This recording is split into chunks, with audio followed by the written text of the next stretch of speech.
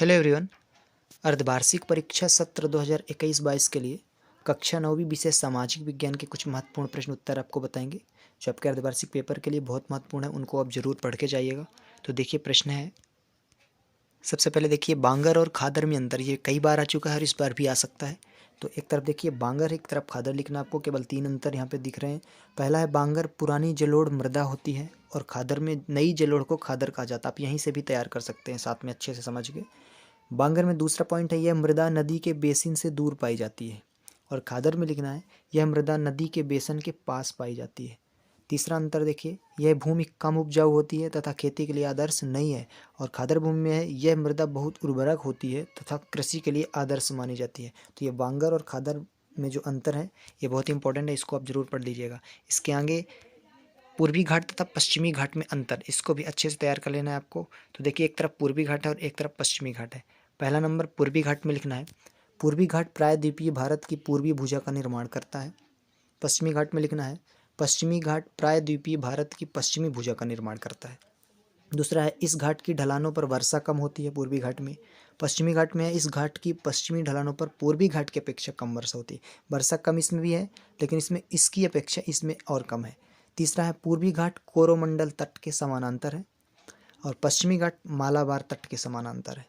चौथा पॉइंट है, पूर्वी घाट सतत नहीं है, वह अनियमित है। बंगाल की खाड़ी में गिरने वाली नदियों ने इनको काट दिया है। पश्चिमी घाट में वे सतत हैं तथा इनको केवल दर्रों के द्वारा ही पार किया जा सकता है। 6 अंतर हैं, आप 4 भी याद कर सकते हैं, यदि कर सकते तो 6 भी आप तैयार कर लीजिए। पाँचवा पॉइंट है, बंगाल की खाड़ी के समानांतर स्थित है और ये अरब सागर के समानांतर स्थित है। छठवा है, इसकी सबसे अधिक ऊंची पहाड़ियों में महेंद्रगिरी व जवादी शामिल है। इसकी सबसे अधिक ऊंची चोटियों में अनाई, मुडी एवं डोडा बेट्टा शामिल है। तो यहाँ पे देख सकते हैं। ये कई स्टूडेंट केवल रियल पेपर बोलते हैं कि हमको केवल रियल पेपर दिखाइए सर। तो रियल पेपर अभी कहीं भी उपलब्ध नहीं है, इसलिए आप केवल अपनी तैयारी खुद से करिए। इंपॉर्टेंट क्वेश्चन तैयार करिए। अगला क्वेश्चन है, निर्वाचक नामावली क्या है? ये भी बहुत ही इंपॉर्टेंट क्वेश्चन है। उत्तर है इसका, चुनाव आयोग का एक महत्वपूर्ण कार्य निर्वाचक नामावली तैयार कराना है। इस प्रक्रिया के अंतर्गत प्रत्येक निर्वाचन से पूर्व वह मतदान केंद्र के अनुसार मत देने के योग्य नागरिकों की सूची तैयार करवाता है। इसे निर्वाचन नामावली कहते हैं। आप यहाँ तक ही तैयार कर सकते हैं निर्वाचन नामावली। इसका उपयोग बताइए, जैसे तो उपयोग में भी आपको दिखा देते हैं थोड़ा। नवीन सूची में 18 वर्ष के नागरिकों के नाम जोड़े जाते हैं और मृत्यु या अन्य कारण से अन्यत्र स्थानों पर चले गए नागरिकों के नाम हटाए जाते हैं। निर्वाचक नामावली को मतदाता सूची के नाम से भी जाना जाता है। तो ये इंपॉर्टेंट क्वेश्चन है, इसको भी आपको तैयार कर लेना है।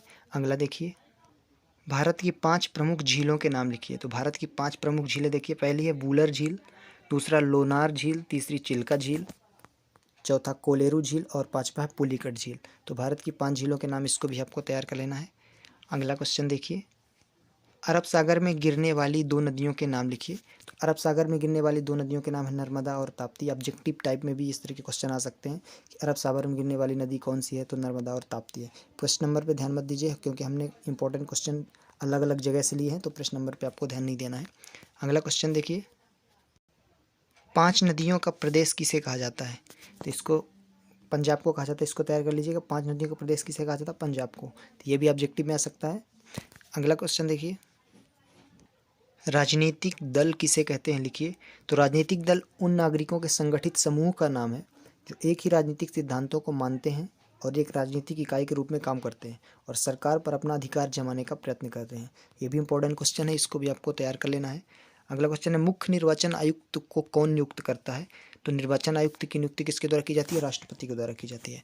इसको भी आपको तैयार कर लेना है। अगला क्वेश्चन है, भारत के निर्वाचन आयोग का कार्यालय कहाँ स्थित है?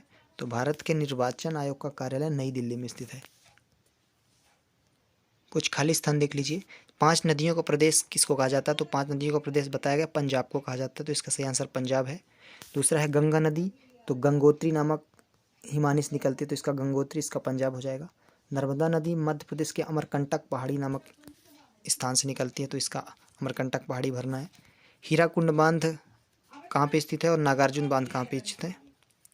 तो हीराकुंड बांध महानदी पे स्थित है और नागार्जुन बांध कृष्णा नदी पे स्थित है। यहाँ पे आप उत्तर देख सकते हैं, पंजाब, दूसरे का गंगोत्री, तीसरा का अमरकंटक पहाड़ी, चौथा महानदी और पांचवा कृष्णा हो गया। एक और क्वेश्चन देखिए, प्रजातंत्र का अर्थ समझाते हुए दो परिभाषाएं लिखिए। प्रजातंत्र या लोकतंत्र, ये भी कई बार आ चुका है कि यदि आपके पास आता है कि लोकतंत्र की परिभाषा लिखी तो लोकतंत्र प्रजातंत्र एक ही है, तो इसको अच्छे से समझिए। लिखा प्रजातंत्र का अर्थ, प्रजातंत्र का अर्थ एक ऐसी शासन व्यवस्था से है जिसमें जनहित सर्वोपरि है। प्रजातंत्र का अर्थ केवल एक शासन प्रणाली तक सीमित नहीं है, यह राज्य व समाज का रूप भी है, अर्थात इसमें राज्य, समाज व शासन तीनों का समावेश होता है।